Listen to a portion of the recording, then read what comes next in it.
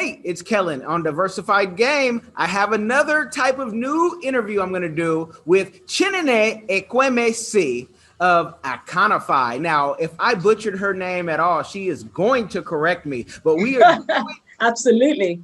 yes.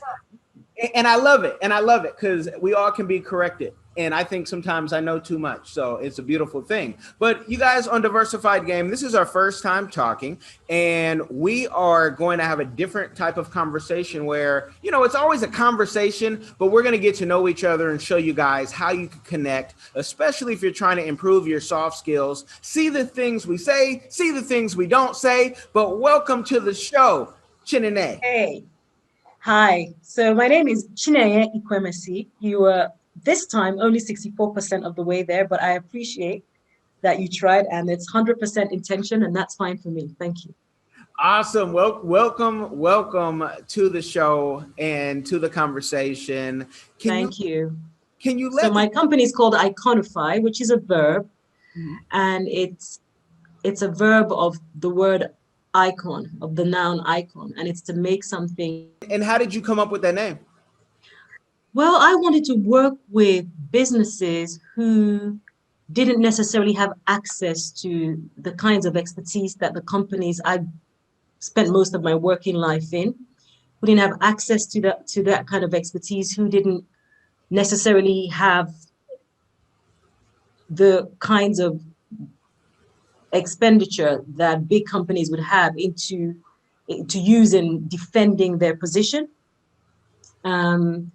So my idea was to help those companies, give them the expertise to grow into brands of the future. And that's how I came up with that name. Okay. And so, I mean, we're connected on LinkedIn, so I can kind of see and cheat, but I assume you worked with some big corporate before going full-time entrepreneur.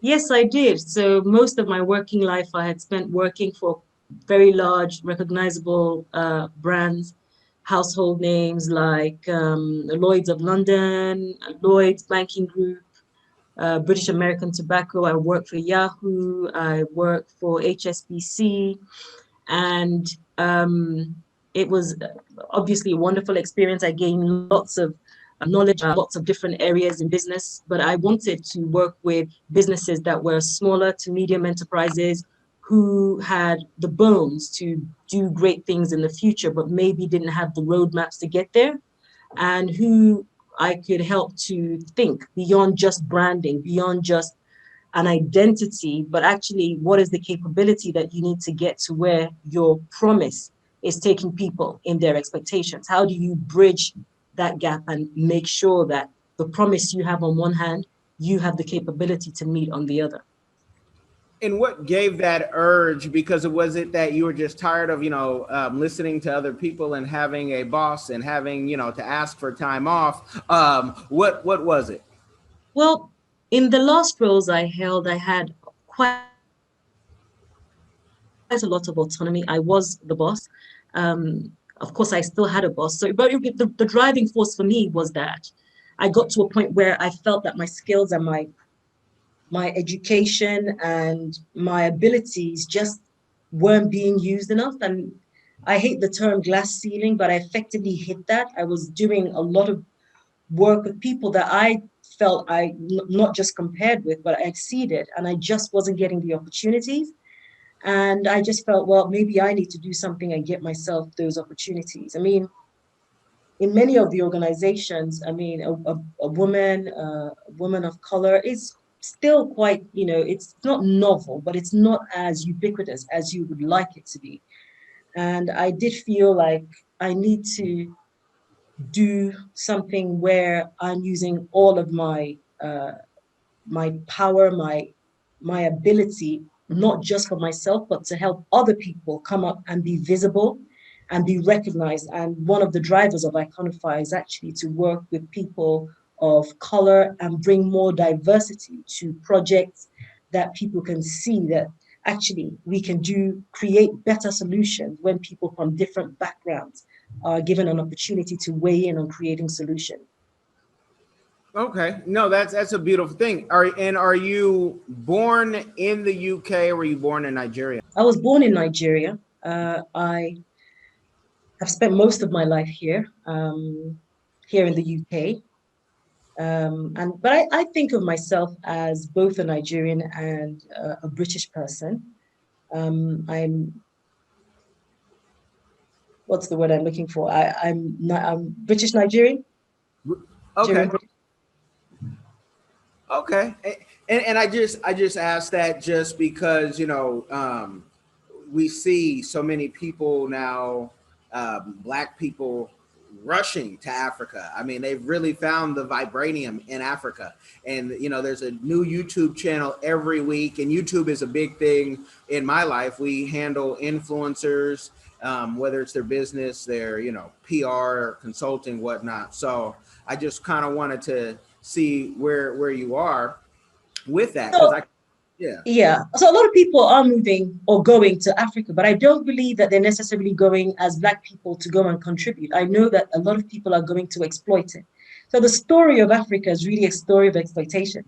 And we talk a lot about it's a third world, it's not developed. The reason Africa is not developed is because the rest of the world is being developed on the back of Africa.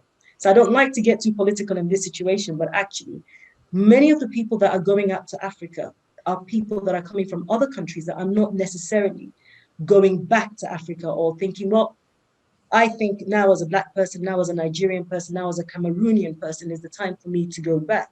You have to remember that people are still in privations that they really don't need to be in because of the after effects of colonization, because of corrupt government, which is a key factor really of the after effects of colonization. And many people are still leaving Africa or trying in droves. We are living in Britain that's in Brexit times Yeah. at this particular where we are keeping people on the channel trying to stop them from coming in here and they're dying on dinghies. Many of them are coming from Africa. So when we say we see people going to Africa, it's not an exodus, it's not a homecoming, it's a lot of people just going because you can see that there's more exploitation to be done. And a lot of people are going to be part of that party. Well, I always say for Black people in America, especially, I found that sometimes Brits have a deeper connection, but it's sometimes that if you're going to go as a Black American, go to learn, go Yep. to, you can't teach an African anything. You can come with your money and do a business, but don't come and think you're going to be a savior. Only Jesus saves. And put your money and learn because yes, we are Black. We share similar things, even certain pidgin words. Black folks are surprised to hear, wait, I thought we created that. And you're like, no, that's pidgin. And the more that you learn and you're open, the more that you can kind of, I say it's a assimilation. You are who you are, but don't go there saying poor Africa, because then you just become a colonizer.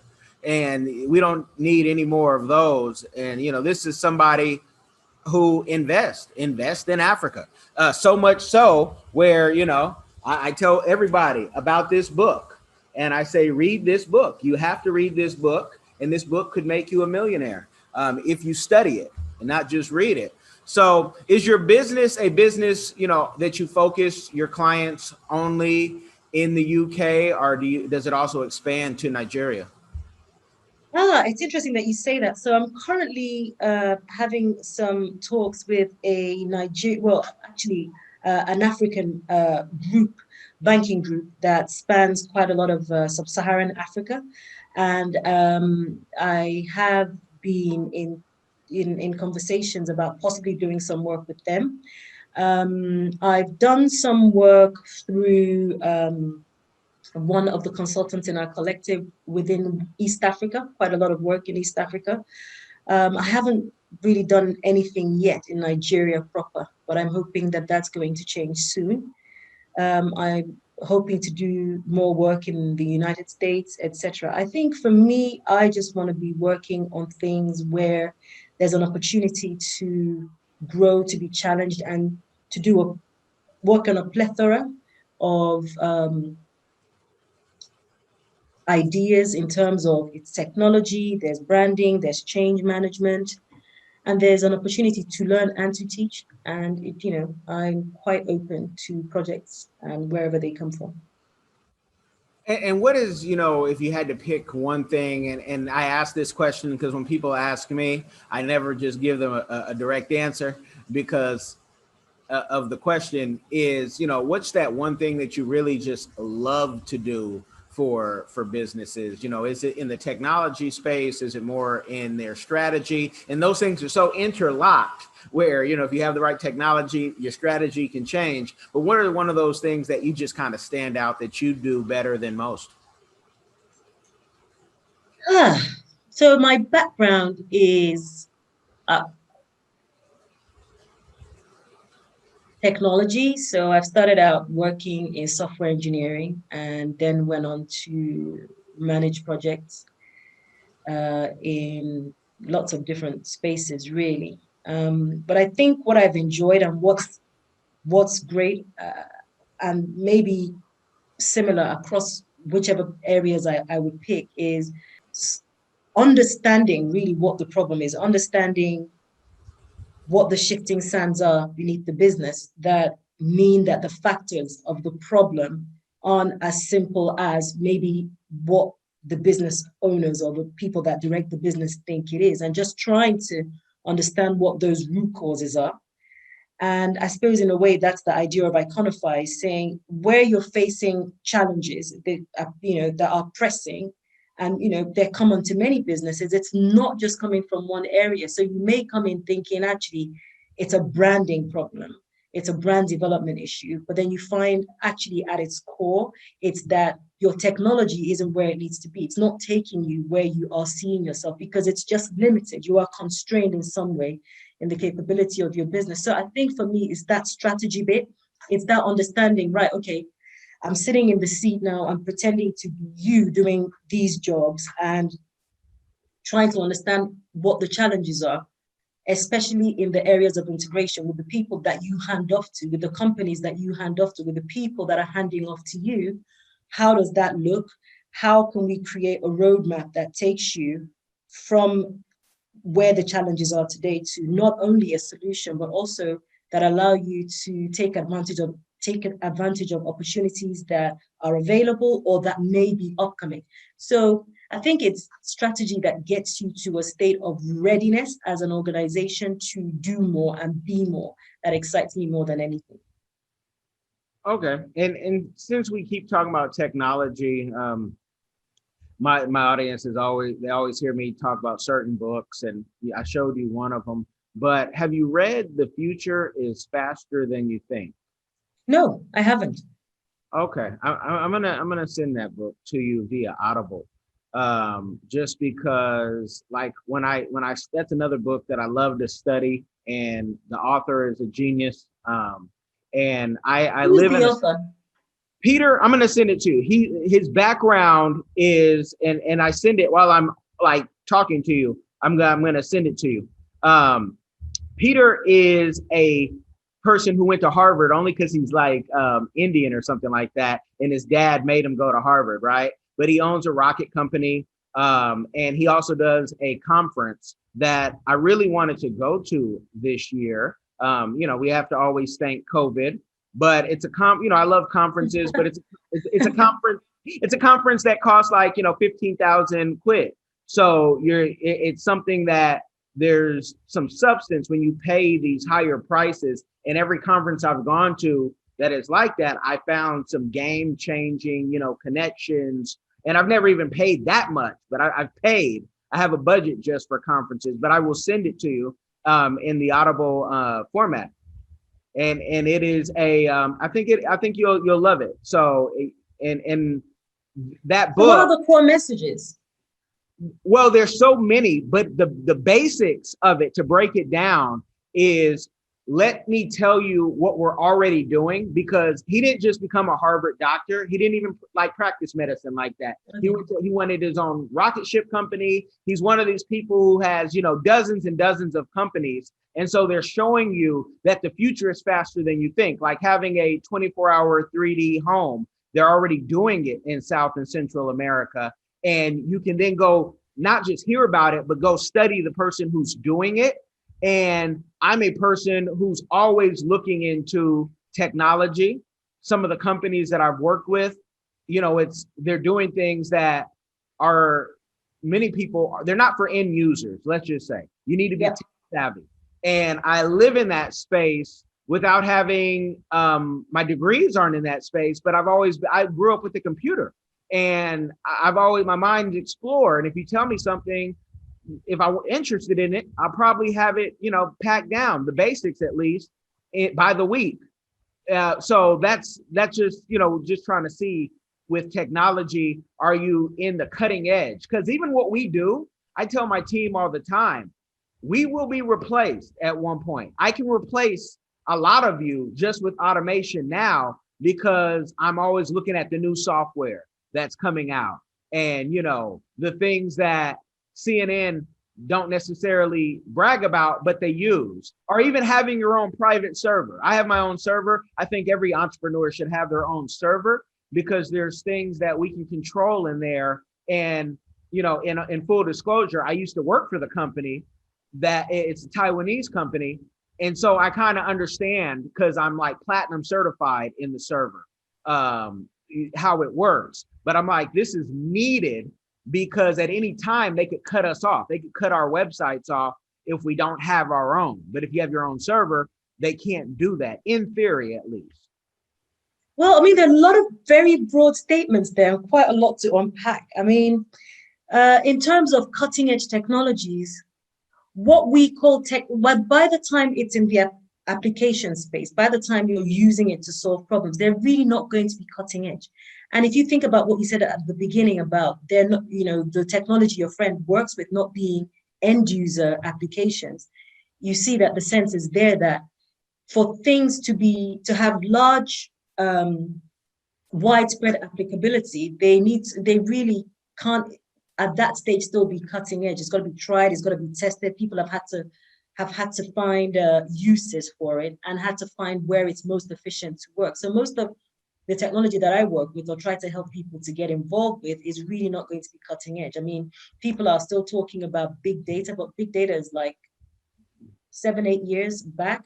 And now we're really looking at the plethora of everything around intelligent automation, right? So it's not going to be cutting edge. In terms of owning your own infrastructure, I think that really depends on the capability you've got to maintain it and run it.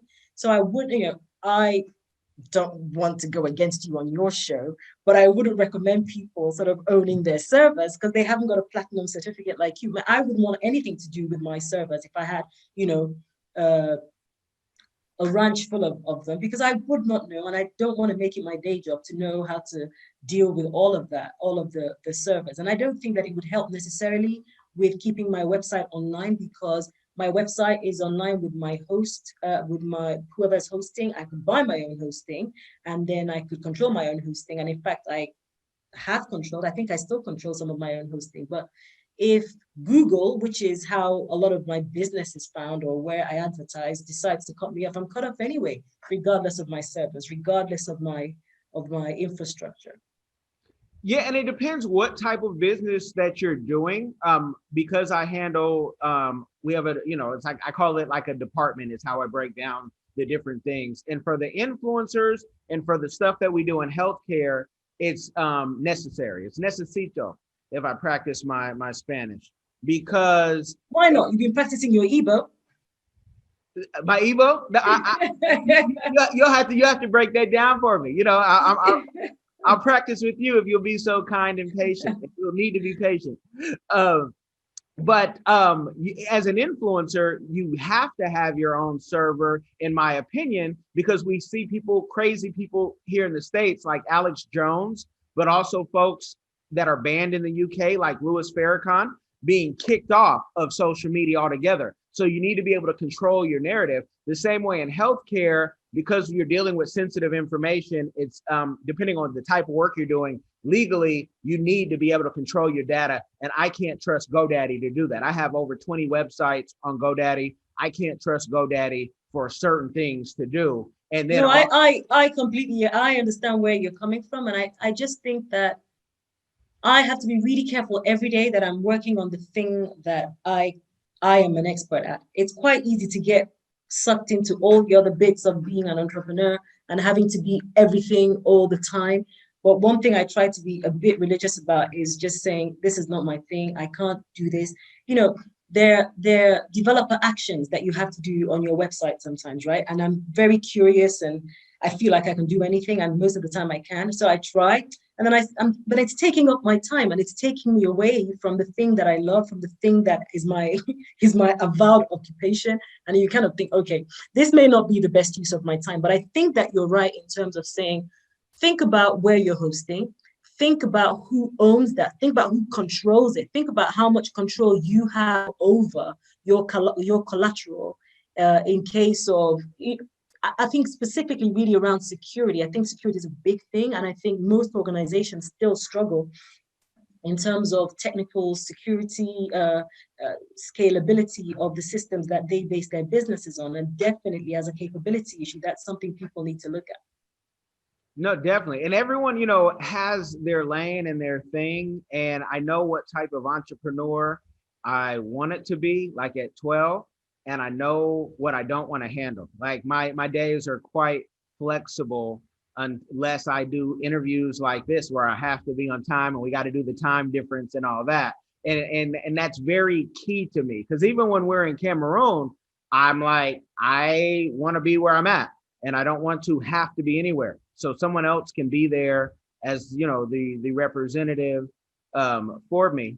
But spending time with family is a big thing. I'm a homeschool parent now since Really? COVID. Well, because of COVID. Aren't we all? Yeah. I found out, speaking about saying I could do everything, I found out a teacher I am not. I had to send messages to some of our teachers to say, we are not worthy. You guys are doing an incredible job. I will never take you for granted again. So I think my kids are like, send me out there to deal with COVID. I don't want to be dealing with mom. Just get me out of here.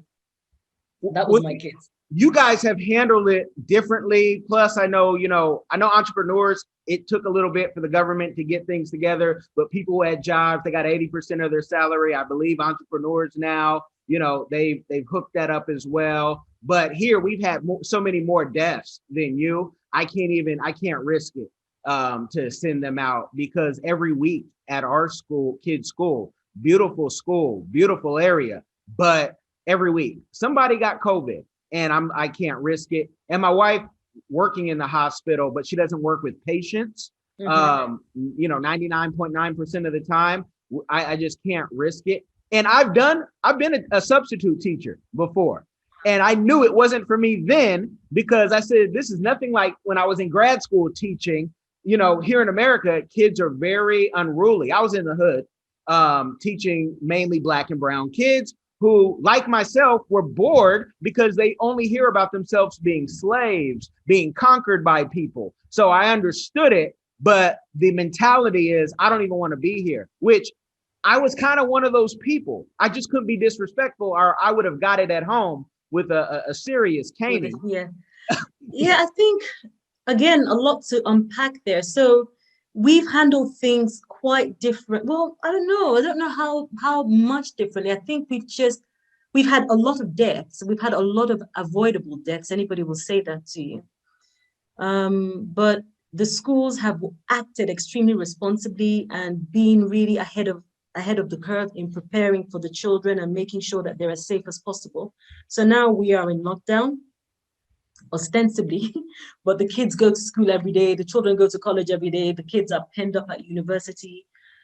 The numbers are going up, but the lockdown, I think we should start seeing an improvement in the next couple of weeks. So people, it's not like the first lockdown where everybody was properly locked down. We all came to work at home. Nobody was going out on the trains anymore because our tubes are properly packed in the morning. You don't want to be on them. And I think the thought was quite scary for everyone at the time, but some people still had to go to work, so they did. In terms of being in class and hearing about slaves, I have to say that here in England, I wish there would be more race history education. I don't have a memory of being in primary school and ever being taught about slavery, or even in secondary school. And there are lots of reasons why you could struggle as a Black child in this country, but it really wasn't because we were being told that we were slaves in class. I mean, a lot of it would probably be non-verbal, and you wouldn't have been able to articulate what made you uneasy until you were a bit older, because it just isn't overt like that. Most people really don't have a problem, right? Most people are not looking at you and thinking anything bad about you because you're Black or anything. That's been my experience. So I think our experiences would have been slightly different at school. And then, what else did you say? You were in the hood. So I think our neighborhoods are quite different here. And in the way that children are integrated in school, we're always with Asian children, white children, Indian children, we were all mixed up. So you never went to a school where everybody was Black or everybody was white. It was all pretty much mixed up. And now that my kids are growing, we have Japanese people, we have a lot of Eastern Europeans, we have lots of Russians. So I'm a big fan of the amalgam. I think it's very important for us all to see that diversity and grow with that diversity. I think it makes us all better. I think it makes us all more open. I think it makes us all more able in all ways. Well, I'm glad you said that about the UK, because I love London. I named my oldest child London. I have a 10-year-old named London. How does he feel about that? Huh? How does he or she feel about that? She loves it. And we went last year and she was like, okay, I like it. And, we did a whole Europe tour all the way to Malta. And it was a beautiful thing. And I have a Sydney as well. My wife named her. But when I would visit London as a single man, I mean, I didn't feel that. It was like everything was kind of lifted off my shoulders that from the States. And then I would talk to other Black British, mainly folks from the Caribbean or their parents from the Caribbean, and they felt sometimes a certain way. But my friends from like Zimbabwe, they never really had that issue. I just love being there. But I'm kind of naive. The same way when I would go to South Africa, I'd be naive, like, oh, things are all fair now, until you really look at it and you're like, okay, I have American privilege is what I call it. And I have to be cognizant of that, even when I go to Africa, that I have American privilege. By visual, they can tell usually, especially when I talk, and there's certain things that I'll be able to do that my friends will feel like I could never do that. Like simple things like even going to the bathroom at a nice restaurant, but not being a patron there, and they'll let you go. And I've heard that in Kenya. I've heard that in South Africa, even, those are the boards, but they'll let you go. And I open my mouth and it's, hey, the Americans here. So I think Americans have to keep that in mind when they say, oh, this place was great. I don't know what, Nigerians are talking about or what Kenyans are talking about. These Indians treat us good. It's no, you're going to be treated different because of where you come from. And you need to, understand that. Yeah, I mean, I think there's a case for you're going to be treated different because of where you come from, but ultimately you're going to be treated differently because of who is treating with you, right? If the person that's treating with you is inclined to have preconceptions about you and have problems with those preconceptions, then you're going to have a problem. If there are people who don't have preconceptions, or, most of us do, most of us operate under some kind of cognitive bias, but those biases don't necessarily inform the way that they act towards you or judge your actions, then you're going to be fine. And I think I can say that for the most part, I think that that's the case. I think a lot of people that you meet, they're not bothered. You're just a person, they're a person, everyone gets on with it. Having said that, with Brexit, I've seen things I never saw before, things I never heard before are being said. And that's really painful. And that's worrying. I mean, that concerns me. And I hope that it won't stay. But it's been the zeitgeist for a while. I think you guys have had it there, the increase of bigotry anti-race bigotry. I think that's something that people have seen across the West quite a lot recently. But I have to say that I think we probably have a lot less problems with race here than you do, but we do have significant problems, right? So that's not to invalidate anybody's experiences or to say, oh, we're super Snow White over here, we've got no problems. That's not the case. I'm just saying that in terms of schools, my problem would be the opposite. I would like them to teach about slavery. I would like them to teach more about race history. So, for example, what happened on the Easter Islands? What happened to Native Americans? What happened to, people that were in their countries and they got colonized? So that people have a timeline of why Africans are in the Commonwealth, right? A timeline of why the Jamaicans have come from Africa but are now in the Caribbean or in America, and don't say things to them like, which has started happening more often here. All my life I lived here. Nobody ever said to me, go back to your country. But now a lot of people will say, somebody said to me, go back to my country. Or somebody said, where are you from? In a way like that assumes that they're not from here. It's a little bit discombobulating, stuff that wouldn't happen before. And I just think it would be helpful to everyone if people understood what the real history of race and people's placement, where you find them now, is. I think it just helps everyone to be educated. Well, there's a shift, and taken from a quote by the YouTuber, the Nomad Capitalist, I would say, go where you're treated best. Yeah. And, you come to America and let's say you come to a place like Houston where there's over 1 million Nigerians, right? And now you start talking and you have all this education, all this experience, and then you start talking with that British accent. You're put up higher because, the folks who actually know this language properly, we murder the English language. And I don't know if you've ever seen this, but my first time in London, decades ago, I heard on the tour that we were on a white woman say, we were all young, and she was like to the British man, white British guy, hey, it's not windscreen, it's windshield, and it's not spectacles, it's glasses. And the American arrogance, right? And so I think finally people understand, hey, in their 30s, 40s, and beyond, these are the people who actually brought the language. Somewhere they did geography and did their history right. But if you come to a Houston, in many circles, you would be looked at as better than somebody who is maybe from Houston. And even here in America, people will say, the immigrants are taking over everything. And I say, no, but you have to understand that Nigerians go get so many degrees, you can't tell them nothing. And then they'll start a business, and then they actually have the group economics that folks like Dr. Claude Anderson have written about for before all of us were alive, but you won't apply them and you want to feel sorry for yourself. It's that they are working the plan the same way the Jews do it, the same way the Indians do it. So, it's, and I'm willing to make that shift. I don't plan to be in America. I'm ready. I tell my wife for the last decade, I'm like, hey, tell me when you're ready.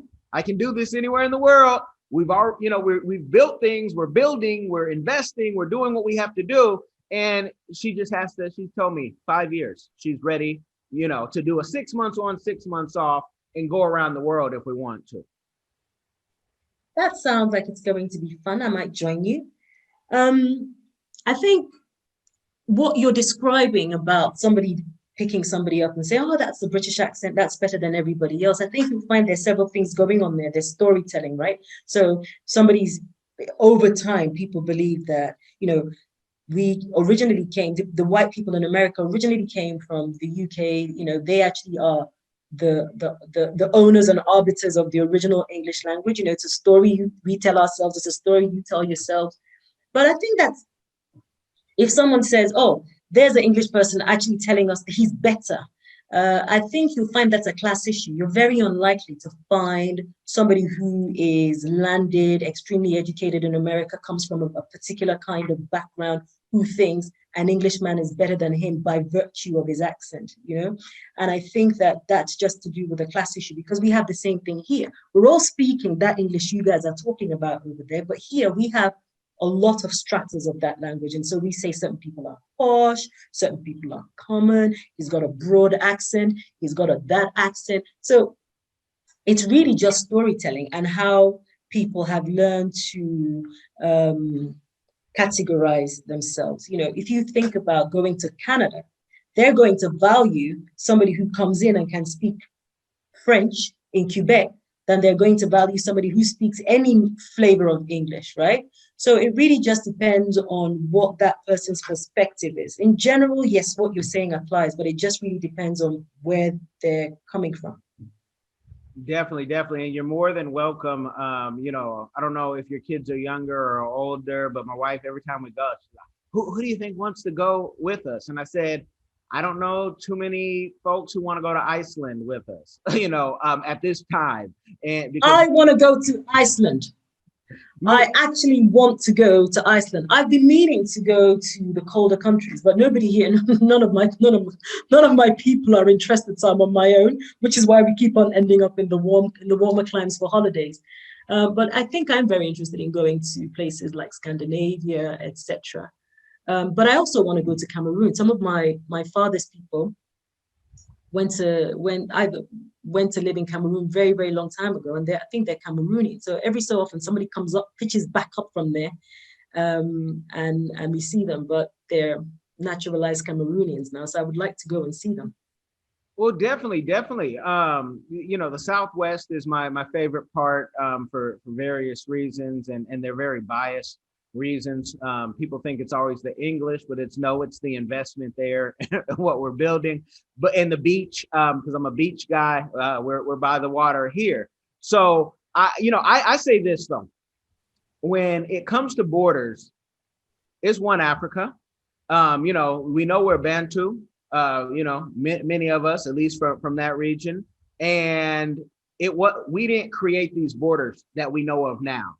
And we can't let others separate it, because sometimes we'll get, like here in South Florida, we'll have beefs. And I don't know about the beefs. I'm just hearing about them. Jamaicans and Haitians have a beef. And I say, we're all one people. You guys will have the same Bantu blood. I promise you that, and it's no need to beef. And we've let others, outsiders. And I get into this even deeper in relationships, because I do some semi-pro date doctoring where I have 4 couples that I've hooked up and they're married, whatnot. And I tell people, you let outsiders dictate your relationship, you'll always be at odds. Stop that. What can you put up with? How crazy are we? Okay, because the similarities of a Nigerian and Cameroonian, I mean, my goodness, if it wasn't for the borders, it's one people. And so, that's my little take on that. I think you're right. My dad told me, I could be wrong, but my dad told me that if you take a contiguous line through where you have a lot of the tribes in Cameroon and Nigeria, that they're actually the same people. It's just that they have, like you say, these borders. But there's a fact that, yes, borders were created by the colonizers, but some of the borders that we really struggle from today are the reasons why those borders still are problems today. I'll tell you why I say that. So we live in London. London's actually it's a big, small city is the way I like to think about it. But to think that there are territories here where certain children can't go into, you can't come into this territory, somebody's going to fight you. This is my territory. It's going to be a beef. Now, these children are not fighting on anything like, oh, I'm from Jamaica or I'm from Nigeria, or they could be a Nigerian on that postcode and a Nigerian on that postcode, and they're going to fall out simply because of boundaries they've created in their own heads around something as arbitrary as their postcode. And these kinds of divisions only seem to go on in certain social demographic inequalities. It's inequities that create these things, right? It's people struggling to feel like they own something or that they can control something, and then they end up just creating the very same kinds of borders that we are suffering from down in sub-Saharan Africa, right? So the borders is a problem all the time, but you need to really question why the borders are arising or why they're being enforced and what people are trying to retain control of. And that's the only way that you can start to solve it. Africa's diversity it should be a thing of great beauty and a thing that makes it just great beyond belief. Nigeria alone has so many different ethnicities and languages. It's just so rich with language. And even if you go through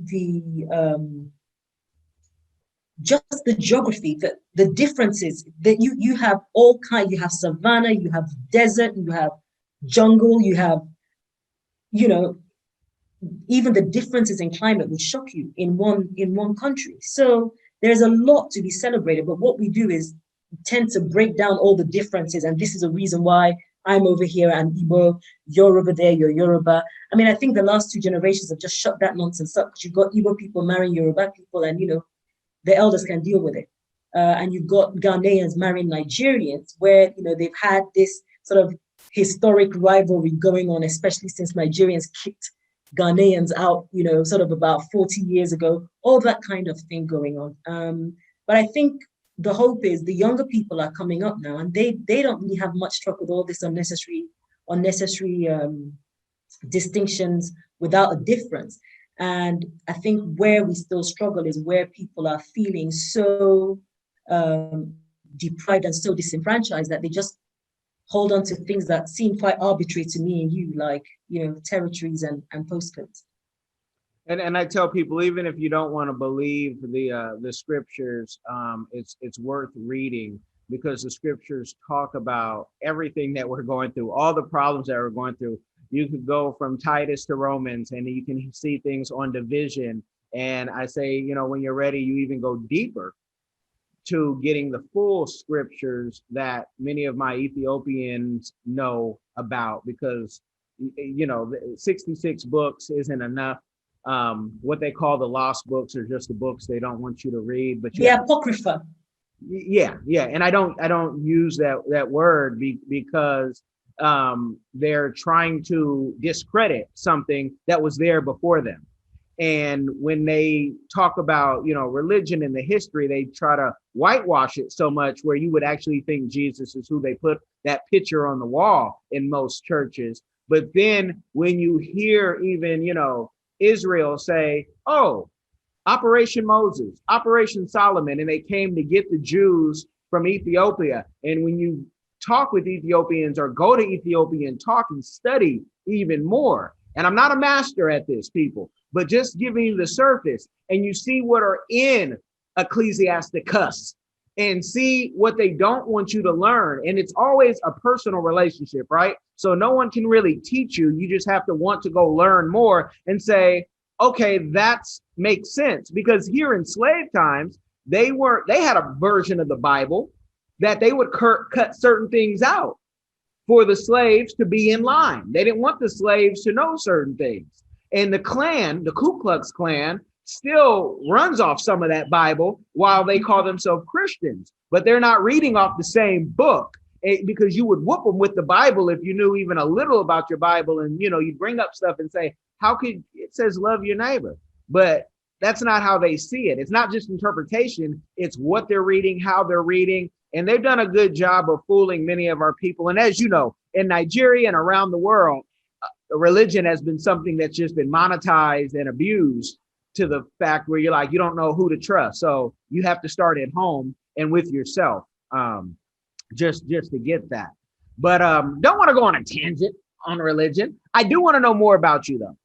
And I want to know, for everything that you do, what is your community give back that you do or that you want to do in the future? So the community is a very important part of my life and how I see myself. So I do some work with my children's school to get involved with initiatives that I love children. Children is my thing. Anybody's child is my, I can't stand anybody being cruel to children. And I really struggle when I see a child suffering, because all I can see is my child. So anything that has to do with children, I'm always just want to do something. So I do work with local charities and my church, and with my school. I run the PTA, and we do a lot of work around just helping schools out, helping, running charity, doing charitable work, and helping around, um, giving them tools or giving them money to buy equipment. Or right now we're planning a drive for Christmas. There's a guy over here, an incredible 22-year-old who is a leader. Really, he has changed the conversation in the country around what happens to children when they're not in school, and trying to get the government to make provision for them in the holidays, especially through the coronavirus shutdown, where they might have been going to school and getting food, but because of the shutdown, they weren't getting those meals anymore. And he managed to get quite a turnaround from the government. And then he extended it really to say, well, what's going to happen to them at Christmas? What's going to happen when they're not in a place where they have a guaranteed meal? So we're working on making sure that schools get food in the holidays. So we'll go up, we'll pick up the food and we'll distribute it. And it's not enough. It's nowhere near enough. It's really nothing in the grand scheme of things. But that's my focus in the communities. Whatever we can do for children. Okay. And I love that. And I always think when I do this podcast, how can we educate even a 14-year-old who has an idea of what they want to do? Like I said, I had this idea of how my firm is at 12, not knowing exactly how it was going to come about. You just think, oh, college and whatever. But it was in me then.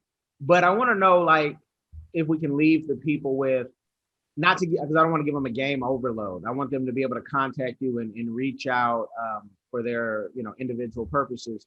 But how do you deal with clients and how you bill them and make them pay? Is it a retainer? Is it an invoice after the work is done? Because I see many people, many peers of mine struggle with that, where everything for me is almost automated. You call me, you get an automated text, book a time, and everything is just, I have a structure because, again, I like my freedom. But how do you deal with that? Because young and old, that can help. My business model, some things can be automated, but where people are contacting me, yes, they could contact me on a particular landing page, and they could send emails or they could fill forms. So those things are automated. But I'm working with sort of larger businesses, and they want to be speaking to somebody. So I like speaking, I like talking, I like to get a feel for people, and I want them to get a feel for me. Do you feel that I can help you? Do you want to work with me? The way that we work, the way that we would look at your problem, the way that we would try to get involved in your business. So that's really very important, that initial communication. In terms of billing, so when it depends on what service that they're getting from you. So if it's things like something that happens monthly after you've done an initial piece of work for them, then that's on a retainer basis. But normally people come, you do an initial consultation and you scope out the work, you scope out what you think needs to happen in each of the areas where there are problems, and you give an initial ballpark estimate. When you go and do the discovery, then you will flesh that out. Ordinarily just, might be 10 or 20% more than what you thought it was going to be, depending on how much the client decides to actually solve at that time. And then I often ask for a 50% deposit, and then another 25% and another 25% when everything is done and before you deliver, as far as possible. But it depends on what that delivery mode looks like. One thing that we struggle with is people not paying on time for, sort of 30 days, then 60 days, then 90 days. And that's just it. It's just par for the course with a lot of big companies, that they just tend to have that issue. Even the 50% deposit sometimes is an issue with certain companies. So there are some people that will just always be later payers, and there are some people that are just not. So you manage that as best as you can through relationships, through communications, and that's really the best that you can hope for. Well, I just sent you another book when you said that I hope helps. Thank you. Yeah, and this one isn't one that you have to buy this one, but I'll buy it if I think it's good, this for sure. in consulting, the king of consulting, and I will brag, a past guest and somebody that I like to check in on time to time, Alan Weiss. No one's written more books in consulting than him. Yeah. And he has some solutions for some of the things that you are talking about. Again, you guys can't get a game overload, but you can email her. You can see her links in the description box. We're going to take our conversation offline, and I hope this has blessed you, informed you, and that you like, share, subscribe wherever you are listening or watching. Be blessed, y'all. Thank you for watching. Thank you. Thank you so much, Kellen. Thank you.